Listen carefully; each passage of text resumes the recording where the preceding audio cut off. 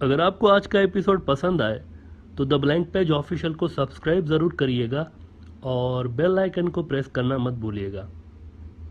नाज़रीन, इसराइल दुनिया का एक अजब मुल्क है और जियोग्राफिकली ये एक ऐसी जगह पर वाक़ है जहाँ पर मुसलमानों और ईसाई दुनिया का क्लेम है रिलीजियसली। ये दोनों मज़ाहब मानते हैं कि ये ज़मीन ख़ास तौर पर हमारी है। स्पेशली मुसलमान जो है ना, उनका बड़ा ही एक वज़नदार मौक़िफ़ है। इसराइल जिस शहर को अपना कैपिटल मानता है वो मुसलमानों का तीसरा हरम है। ऐसे में इस्लामी दुनिया के साथ उसका आइडियोलॉजिकल क्लैश एक नेचुरल बात है और फिर ये आइडियोलॉजिकल क्लैश फिजिकल क्लैश में भी कन्वर्ट होता हुआ हमें 1948 के बाद ख़ास तौर पर जब से इसराइल बना है हमें कई बार नज़र आया है। कई जंगें उसकी अपने मुसलमान पड़ोसियों से हो चुकी है और ये कोई डिप्लोमेटिक या ट्रेड से जुड़ा हुआ इशू नहीं है। यानी ये कोई इस तरह का इशू नहीं कि आज नहीं तो कल ख़त्म हो जाएगा। ये एक आइडियोलॉजी से जुड़ा हुआ एक मसला है और इसका सही होना नियर फ्यूचर में काफ़ी मुश्किल नज़र आ रहा है। ऐसे में इसराइल की अपेरेंटली दो पॉलिसीज़ हैं, यानी मुसलमान दुनिया उसके लिए ख़ास तौर पर अहमियत रखती है। वो ये समझते हैं कि हमें डायरेक्टली इस मुस्लिम सिविलाइजेशन से या मुस्लिम दुनिया से ख़तरा है क्योंकि इनकी ज़मीन के ऊपर हम बैठे हुए हैं। तो ऐसे में उनकी अपेरेंटली दो पॉलिसीज़ हमें नज़र आती हैं। एक तो उसकी पॉलिसी अरब, अपने जो मुसलमान उसके पड़ोसी हैं अरब मुसलमान, एक उसकी पॉलिसी उनके लिए।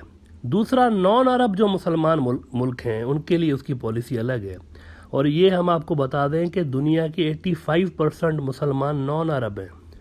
अरब तो इस्लामी दुनिया का सिर्फ 15% बनते हैं, बाकी की पूरी 85% मुस्लिम दुनिया नॉन अरब है। नॉन अरब मुल्कों में भी 4 मुल्क ऐसे हैं जिनमें इसराइल हमेशा से ही ख़ास इंटरेस्ट लेता रहा है। इनमें से एक तो इंडिया है। हालांकि ये मुसलमान मुल्क नहीं है, लेकिन इसके अंदर मुसलमान एक माइनॉरिटी में है, लेकिन बहुत ही बड़ी तादाद है उनकी। उस माइनॉरिटी की भी तादाद ऐसी है कि उसको माइनॉरिटी कहा नहीं जा सकता। यानी आप देखें कि दुनिया की कुल मुस्लिम आबादी का तकरीबन 11% इंडिया के अंदर है। दुनिया में जितने मुसलमान रहते हैं उसका 11% इंडिया के अंदर है। दूसरा, इंडिया इसराइल के लिए इसलिए भी अहम है क्योंकि ये दुनिया के 2 अहम तरीन मुसलमान मुल्कों का पड़ोसी भी है, बांग्लादेश और पाकिस्तान। अलबत्ता मुसलमान ममालिक में जो टॉप के 3 मुल्क हैं ना, ये तो नॉन मुस्लिम है ना इंडिया। जो टॉप के 3 मुस्लिम मेजॉरिटी आबादी वाले मुल्क हैं वो इसराइल के लिए शुरू से ही अहम रहे और उन पर बड़ी गहरी नज़र रख के बैठा हुआ है। गुज़िश्ता साल अब्राहमिक अकार्ड्स के वक्त भी इन मुल्कों पे ही इसराइल का सबसे ज़्यादा फोकस था और सबसे ज़्यादा प्रेशर इन्हीं मुल्कों पे आ रहा था ट्रम्प सरकार का कि वो इसराइल को एक्सेप्ट कर लें। इनमें टॉप पे दुनिया का सबसे बड़ा मुसलमान मुल्क इंडोनेशिया है, जहाँ पर दुनिया भर की मुसलमान आबादी का 12.7% हिस्सा रहता है इंडोनेशिया के अंदर। दूसरे नंबर पर पाकिस्तान आता है, जहाँ पर दुनिया के मुसलमानों की कुल आबादी का 11.1% रहते हैं। 11.1% दुनिया के मुसलमान पाकिस्तान में रहते हैं और पाकिस्तान दुनिया का इकलौता मुस्लिम न्यूक्लियर पावर भी है।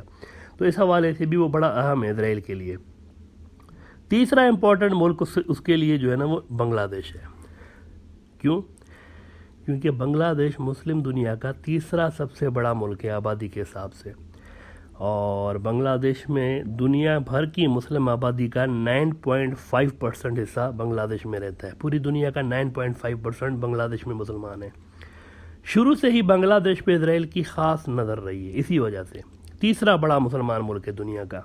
बाकी तो छोटे छोटे मुसलमान मुल्क हैं ना, आबादी के हिसाब से बांग्लादेश बड़ा अहम है, तीसरा बड़ा मुल्क। तो शुरू से इसराइल की कोशिश बहरहाल रही है कि अजमी जो मुसलमान है ना, इनके ये तीनों बड़े मुल्क उसको एक्सेप्ट कर ले।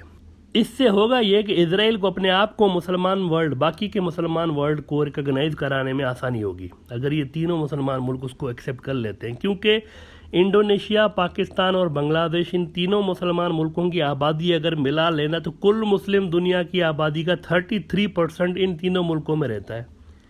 ये इनकी इम्पोर्टेंस है। तीनों को मिला लें तो एक बहुत ह्यूज मुस्लिम आबादी यहाँ पे 3 मुल्कों के अंदर है खाली। तो इन तीनों से ख़ुद को तस्लीम कराने का मतलब है कि 33% इस्लामिक वर्ल्ड का इसराइल को तस्लीम कर लेना। लिहाजा इन तीनों के इसराइल को एक्सेप्ट करना इसराइल के लिए एक बहुत बड़ा मार्का है जो कि वो सर कर लेगा अगर ये तीनों को तस्लीम कर लेते हैं। बांग्लादेश जब बना था ना तो इसराइल ने उसे फ़ौरन एक्सेप्ट कर लिया था। शायद आप में से बहुत सारे लोगों को ये इल्म ना हो। फौरी तौर पर उन्होंने दोस्ती का हाथ बढ़ा दिया था, उसको एक्सेप्ट कर लिया था फ़ौरन। लेकिन बांग्लादेश के अंदर मौजूद स्ट्रॉन्ग मुस्लिम ग्रुप्स की वजह से ये तो तय था कि इजराइल को एक्सेप्ट करने का मतलब है कि बांग्लादेश के अंदर डिस्टेबलाइजेशन पैदा करना, क्योंकि ये जो स्ट्रॉन्ग मुस्लिम ग्रुप्स है वहाँ पर ये होने नहीं देंगे इस चीज़ को। इसीलिए बांग्लादेश ने 1971 में भी इजराइल की इस एक्सेप्टेंस वाली ऑफ़र को रिजेक्ट कर दिया था और कहा था कि हमें आपकी ज़रूरत नहीं है, जो कि इजराइल के लिए बड़े ही हैरत की बात भी थी, क्योंकि बकौल इंडियन नैरेटिव के इजराइल ने इस 1970 वाली जंग में हथियारों के हवाले से सबसे ज़्यादा इंडिया की हेल्प की हुई थी। आज तक भी मेजर गौरव आर्या टाइप इंडियन जो डिफेंस एनालिस्ट हैं वो ये बात कहते रहते हैं, अपनी यंग जनरेशन को बताते रहते हैं कि इजराइल को याद रखना, इन्होंने हमारी हेल्प की थी पाकिस्तान को तोड़ने में 1971 में। ऐसे में बांग्लादेश का फिर एंड टाइम पर इजराइल को ठेंगा दिखाना उनके अरमानों पे पानी फेरने के लिए काफ़ी था। इंडिया की हेल्प करते रहे कि मुस्लिम वर्ल्ड पे बांग्लादेश को एक्सेप्ट कराएंगे अपने आप को, और बांग्लादेश सेक्युलर लिबरल होगा बहुत ज़्यादा और हमें एक्सेप्ट कर लेगा, फिर इनके ज़रिए हम बाकी के मुस्लिम वर्ल्ड को अपने रिकग्नाइज कराएंगे अपने आप को। लंबे चौड़े प्लान, लेकिन एंड टाइम में बांग्लादेश ने दूर से ही ठेंगा दिखा के कहा कि इधर देखना भी मत, तुम्हारी ज़रूरत नहीं है हमें। 1971 में ही बांग्लादेश ने उनको टाई फिश कर दिया था कि भाई आपकी ज़रूरत नहीं, आप हमें एक्सेप्ट करें ना करें, it doesn't matter for us. तो उन्होंने उसी वक्त रिजेक्ट कर दिया था। अच्छा, इजराइल का एक बहुत बड़ा अखबार है द ज्यूइश क्रॉनिकल्स, जो कि 1841 से पब्लिश हो रहा है और ये इंग्लैंड से जारी हो रहा है। ये दुनिया का सबसे पुराना अखबार है जो कि आज तक 1841 से लेकर आज तक पब्लिश होता रहा है। आप देखें कितने साल हो गए हैं। इनकी तकरीबन 35% कॉपीज़ जो थी वो फ्री भी डिस्ट्रीब्यूट होती रही हैं। 2018 के अंदर भी इन्होंने फ्री में डिस्ट्रीब्यूट कराई थी 35% कॉपीज़। तो ये यहूदी कम्युनिटी की जानिब से पढ़ा जाता है मोस्टली, ज्यूइश क्रॉनिकल्स। यहूदियों की मॉडर्न हिस्ट्री इस अखबार के बिना अधूरी है। अगर आप यहूदियों की मॉडर्न हिस्ट्री निकालते हैं ना, तो वो इस अखबार का बार बार हवाला मिलेगा आपको। जैसे हिंदुत्व RSS आइडियोलॉजी का बानी जो था सावरकर साहब, वैसे ही यहूदियों की जो इंतहा पसंद तंजीम है, यानी इजराइल की RSS आइडियोलॉजी जिसे ज़ायोनिस्ट कहते हैं, इसका बानी था थियोडर हेर्जल।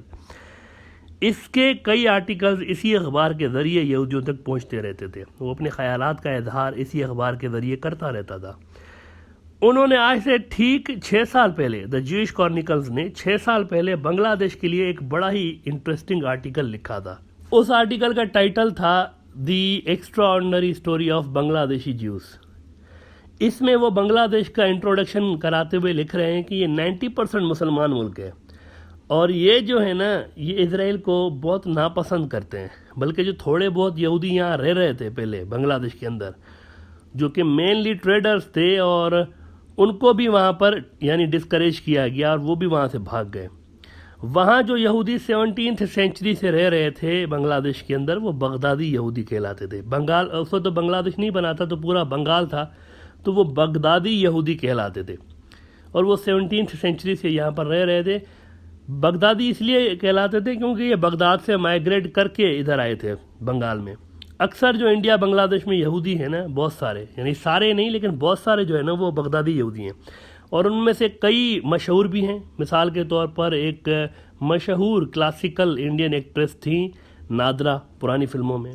मैं वैसे थोड़ा सा बोरिंग इंसान हूँ तो पुरानी फिल्में देखता रहता हूँ। 1975 में एक फ़िल्म आई थी बड़ी ही मशहूर, जूली के नाम से, जिसका एक गाना भी आपने सुना होगा, बड़ा ही हिट हुआ था, दिल क्या करे जब किसी को किसी से प्यार हो जाए। किशोर कुमार का ये गाना था। किशोर कुमार खुद भी एक बंगाली थे बाय द वे। तो किशोर कुमार का ये बड़ा मशहूर गाना, दिल क्या करे जब किसी को किसी से प्यार हो जाए, बड़ा ही एक मधुर गाना है उनका। वो उस फिल्म में था, जूली फिल्म में। इस जूली फिल्म में जो हीरोइन थी ना, जूली की जो माँ होती है फिल्म में, मार्गरेट, ये असल में नादरा एक्ट्रेस है। नादरा इंडिया की मशहूर एक्ट्रेस, मार्गरेट ने वो जूली की माँ का किरदार अदा किया। ये नादरा भी बगदादी यहूदी थी, ये भी बगदादी यहूदी थी। इस फिल्म पर नादरा को फिल्म फेयर अवार्ड भी मिला था। बहरहाल, तो ज्यूइश क्रॉनिकल्स कहता है कि यहाँ बगदादी यहूदी हुआ करते थे बंगाल में, और वही बात लिख रहे हैं ज्यूइश क्रॉनिकल्स वाले कि 1971 वाली जो जंग थी, इसमें पाकिस्तान को तोड़ के बांग्लादेश बनाने के लिए इंडियन आर्मी में जो सबसे मेन रोल जिस बंदे ने प्ले किया, जो मास्टरमाइंड था, वो जनरल JFR जैकब था। बगदादी यहूदी था वो भी, ही वॉज आल्सो बगदादी यहूदी, इंडियन आर्मी के अंदर आला ओहदे पे पहुंच गया था। He was the main brain behind all these operations of 1971 बकौल उनके द ज्यूइश क्रॉनिकल्स वालों के। और द ज्यूइश क्रॉनिकल्स वाले कह रहे हैं कि अफसोस की बात यह है कि इतनी बड़ी हमने चीज़ें की बांग्लादेश के लिए लेकिन आज हमारा एक सिनेगॉग भी नहीं है पूरे बांग्लादेश के अंदर वही बिले वाला मिसाल आ गया ना, बिरयानी और बिरयानी, हमने इतनी मेहनत की आखिर में मिला कुछ नहीं हमें। तो अभी जो आपको लास्ट ईयर से शदीद दबाव नज़र आ रहा है ना बांग्लादेश पे, ट्रंप सरकार की जानिब से जब अब्राहम कार्ड्स हुए, ये सारा ड्रामा हुआ, उसके बाद आपने देखा कि बड़े ही अटैम्प्ट्स हुए कि ये बांग्लादेश एक्सेप्ट कर ले इसराइल को। ये नए अटैम्प्ट्स नहीं है, ये कोई नए अटैम्प्ट नहीं है, 1971 से होते चले आ रहे हैं। बांग्लादेश के ऊपर प्रेशर मतलब डालते आ रहे हैं पहले से ही, ये कोई नई बात नहीं है। इजरायली लॉबी की बड़ी ख़ास नज़र है, लेकिन दाल नहीं गलती, हमेशा एंड में आकर सारी गड़बड़ हो जाती है। हिस्टोरिकली कई अटैम्प्ट इसराइल करता रहा है, ये कोई 2020 में ये कोई पहला अटैम्प्ट नहीं हुआ था, उससे पहले बड़े बड़े सीरियस अटैम्प्ट हुए हैं कि बांग्लादेश एक्सेप्ट कर ले इसराइल को, लेकिन होता नहीं है। वजह अंदर से बड़ी शदीद रेजिस्टेंस है, बांग्लादेश के अंदर रेजिस्टेंस बड़ी है। वहाँ की जो सोसाइटी है ना, वो एक यानी वहाँ पर एक इस्लाम का भी बहुत बड़ा असर और रसूख है वहाँ पे। तो उस रेजिस्टेंस की वजह से इसराइल की दाल गलती नहीं है। वहाँ की पब्लिक बड़ी एक कहते हैं ना बाशऊर किस्म की पब्लिक है। कोई आम सा भी हो बंदा, पॉलिटिक्स से दूर हो, लेकिन कम से कम ये बेसिक चीज़ें जानता है कि हमें ये दोस्त है, ये दुश्मन है, इसको तस्लीम करना है, इसको नहीं करना, वो ये चीज़ें जानते हैं। तो इसीलिए बड़ी दिक्कत पेश आती रही है इसराइल को 1971 से लेकर आज तक। अच्छा, एक और अजब बात है, ये तो बांग्लादेश के लिए हमने आपको बताया ना क्या क्या साजिशें होती रही हैं इसराइल की जानिब से कि बांग्लादेश हमें एक्सेप्ट कर ले, लेकिन दाल गलती नहीं है वहाँ पे। एक और भी मुल्क है, वो भी इसराइल के निशाने पे है, और वो मुल्क है अफ़गानिस्तान। अब आप बड़ा हैरान हो रहे होंगे कि कहाँ अफ़गानिस्तान, कहाँ इसराइल, लेकिन हम आपको ये बताएं कि इसराइल की हमेशा यहाँ पे भी कोशिशें रही हैं। ख़ास तौर पर उनकी मूसाद जो थी वो हालिया सालों में बड़ी एक्टिव रही। ये जो खुफिया एजेंसी है इसराइल की मूसाद, ये बड़ी एक्टिव रहे हैं। इंडिया के साथ मिलकर इन्होंने यहाँ पर बड़े ऑपरेशंस किए हैं इस आस पर कि हमारा कुछ असर हो जाए यहाँ पर भी, क्योंकि ये खुरासान का इलाका है जो कि रिलीजियस हवालों से बड़ा अहम रहा है। पठानों के लिए इसराइल के अंदर सदियों से ये एक सोच जाहिर की जाती रही है, नई बात नहीं है, कई सदियों से ये सोच जाहिर की जाती रही है कि ये यहूदियों के गुमशुदा ट्राइब्स में से एक हैं जो कि बाद में कन्वर्ट होकर मुसलमान हुए हैं। ये इजरायली जो तारीखदान हैं वो बातें करते रहते हैं इस किस्म की। अलबत्ता पठान जो तारीखदान हैं, पठान हिस्टोरियंस जो हैं, वो इस नैरेटिव को, इस नज़रिए को कैटेगोरिकली रिजेक्ट कर देते हैं, और इसके लिए उनके पास हज़ारों साल पुराने गंधारा सिविलाइजेशन के सबूत भी, पुख्ता सबूत भी मौजूद है। अफ़गानिस्तान और आज का जो पाकिस्तान का खैबर पख्तूनख्वा का इलाका है, यहाँ पर एक तहजीब हुआ करती थी गंधारा सिविलाइजेशन। पठान ख़ुद को उससे कनेक्ट करते हैं, हज़ारों साल पुरानी तहजीब थी, और उनके जो मुजस्मे, उनके जो आसार, उनके जो आर्कोलॉजिकल प्रूफ्स हैं, वो जो दरियाफ्त हुए हैं, वो इस सिविलाइजेशन के हैं। इससे ये साबित होता है कि पठानों की तहजीब अलग रही है इस्लाम से पहले, और इस रीजन में इस्लाम से पहले बुद्ध मत का राज नज़र आता है, बुद्धिज़्म का। अच्छा, अजब बात यह है कि इंडिया भी क्लेम करता रहता है, हिंदुत्व के गुंडे वो भी क्लेम करते रहते हैं कि पठान हमारा हिस्सा है। यानी उधर से जो ज़ायोनिस्ट हैं वो क्लेम करते रहते हैं कि पठान हमारे, इधर से आरएसएस के गुंडे कहते हैं कि पठान हमारे। वो अखंड भारत, इंडिया पूरा अफ़गानिस्तान तक आपको याद होगा। यानी यहाँ से ये भी कहते हैं वो अखंड भारत में हमारे थे, ये बाद में कन्वर्ट हो गए। इधर से यहूदी कहते हैं हमारे थे, ये बाद में कन्वर्ट हो गए। दोनों जो ग्रुप हैं पठानों को खींच रहे हैं अपनी तरफ आइडियोलॉजिकली, आप देखें। लेकिन पठान जो हैं, पठान स्कॉलर्स, उनके पास जो बात उनकी है ना, उनके क्लेम में ज़्यादा वजन है, क्योंकि उनके पास आर्कियोलॉजिकल प्रूफ्स हैं। उनकी वो जो बात करते हैं हवाई बात नहीं करते, तुक्के नहीं मारते, वो बात करते हैं, फिर वो प्रूफ देते हैं, भाई ये देखें फ़लाँ तहजीब, ये फ़लाँ आसार उस म्यूज़ियम में देखें, ये पड़ा हुआ, ये हुआ, गंधारा तहजीब है। तो ये उनके पास आर्कियोलॉजिकल सबूत हैं। ना इजराइलियों के पास कोई चीज़ है ऐसी प्रूफ करने के लिए, ना आरएसएस के गुंडों के पास है। आर्कियोलॉजिकल प्रूफ दोनों के पास नहीं है। जब ये कहते हैं पठान कि हम बुद्धिस्ट थे पहले फिर मुसलमान हुए, तो उसके लिए उनके पास बुद्धा के मुजस्मे भी हैं साबित करने के लिए। बहरहाल, इसी महीने सितंबर में इजराइल का टॉप का एक अखबार है यरूशलेम पोस्ट, उन्होंने एक ओपिनियन पब्लिश किया था, अभी हाल ही में चंद दिन पहले की बात है।